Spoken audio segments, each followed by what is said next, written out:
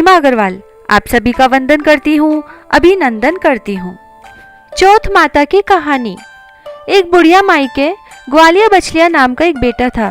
बुढ़िया माई अपने बेटे के लिए 12 महीने की 12 चौथ करती। बेटा जंगल से लकड़ी लेकर आता और दोनों माँ बेटे उनको बेचकर गुजारा करते थे। बुढ़िया माई रोजाना लकड़ी में से 2 लकड़ी छुपाकर रख लेती और चौथ के दिन बेटे से छुपकर बेचकर सामान लाती और 5 चूरमे के लड्डू बनाती थी। एक लड्डू गणेश जी महाराज को, एक चौथ माता को चढ़ाती और एक ब्राह्मण को और एक अपने बेटे को खिलाती थी और एक लड्डू खुद खाती थी। एक चौथ के दिन बेटा अपनी पड़ोसन के घर गया, वह चूरमा बना रही थी। जब उसने पूछा कि आज क्या है जो चूरमा बना रखी हो, तब वह बोली मैंने तो आज ही बनाए हैं, तेरी माँ तो पूरे 12 महीने बनाती है। उसने माँ से जाकर कहा, माँ तू रोज चूरमा बनाती है और मैं इतनी मेहनत से कमाता हूँ। बुढ़िया माई बोली मैं तो चौथ माता का व्रत करती हूँ, इसीलिए चूरमे के लड्डू बनाती हूँ और तुझे भी खिलाती हूँ। वह बोला कि या तो तू मुझे रख ले या चौथ माता को ही रख ले। बुढ़िया माई बोली मैं तो तेरे लिए ही चौथ का व्रत करती हूँ, इसीलिए मैं तुझे छोड़ सकती हूँ पर चौथ माता को नहीं छोड़ूंगी। जब वह घर से जाने लगा तो वह बुढ़िया माई बोली कि आज चौथ माता का व्रत है और मैंने व्रत किया है, तो तू ये कहानी की आंखें लेते जा, जहाँ संकट आए वहाँ पूर देना। बेटे ने सोचा बात तो झूठी है पर ले चलने में क्या बुराई है। वह चलने लगा और थोड़ी दूर पहुंचा ही था कि उसने देखा कि खून की नदी बह रही थी।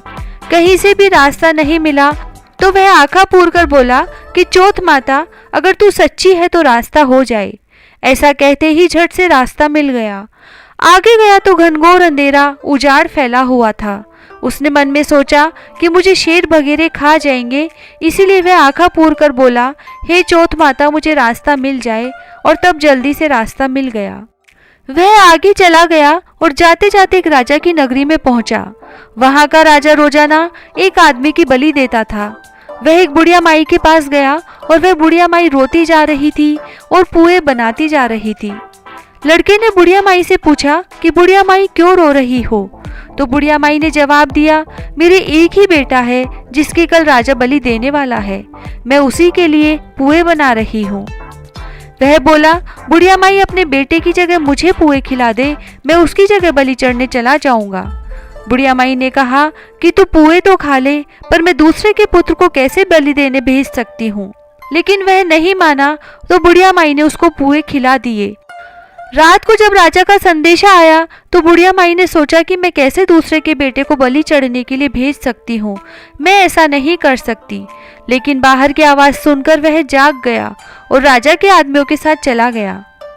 जाते जाते वह बोला बुढ़िया माई मेरा सामान संभाल के रखना, मैं आऊंगा तो ले लूंगा।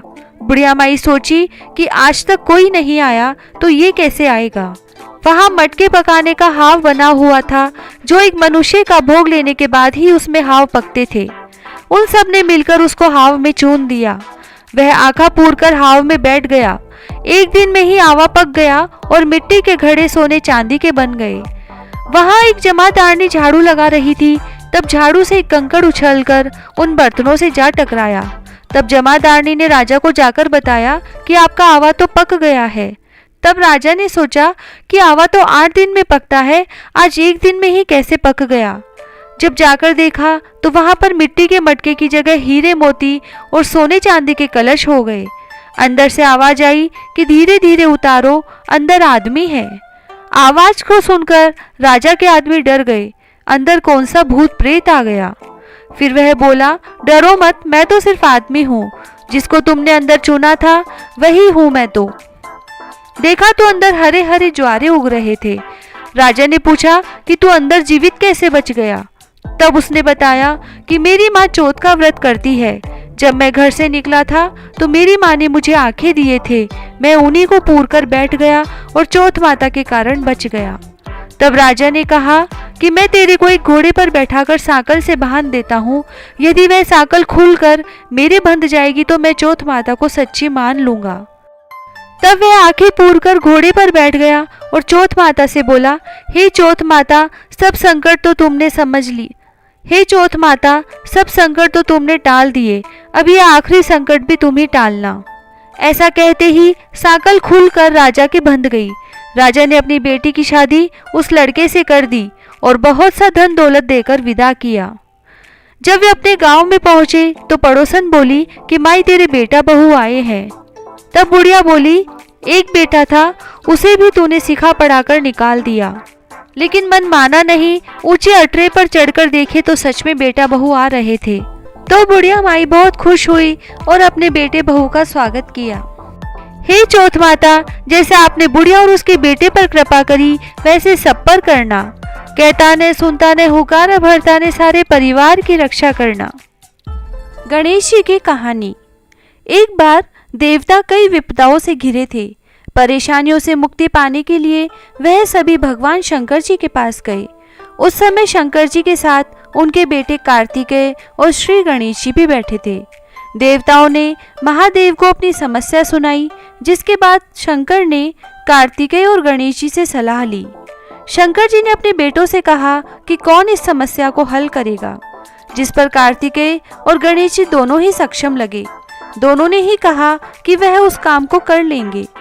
लेकिन भगवान शंकर जी ने अपने बेटों की परीक्षा लेने के लिए फैसला किया। शंकर जी ने कहा, जो इस धरती की सबसे पहले परिक्रमा करके वापस आएगा वह देवताओं की मदद करेगा। शंकर जी की बात सुनते ही कार्तिकेय अपने वाहन मोर पर बैठकर धरती की ओर चल पड़े। गणेश जी का वाहन चूहा था। अगर वे धरती की परिक्रमा के लिए जाते तो उन्हें बहुत समय लगता। ऐसे में गणेश जी ने अपने माता पिता की ही 7 बार परिक्रमा कर ली। जब कार्तिकेय धरती की परिक्रमा करके वापस लौटे तो खुद को विजेता बताने लगे। तब शंकर जी ने गणेश जी से पूछा कि आखिर वे धरती की परिक्रमा के लिए क्यों नहीं गए। तब गणेश जी ने कहा, माता पिता के चरणों में ही समस्त संसार है और मैंने आप दोनों की परिक्रमा कर ली है। तब शिव जी ने देवताओं की मदद के लिए गणेश जी को आशीर्वाद देकर भेजा। जय श्री राधे।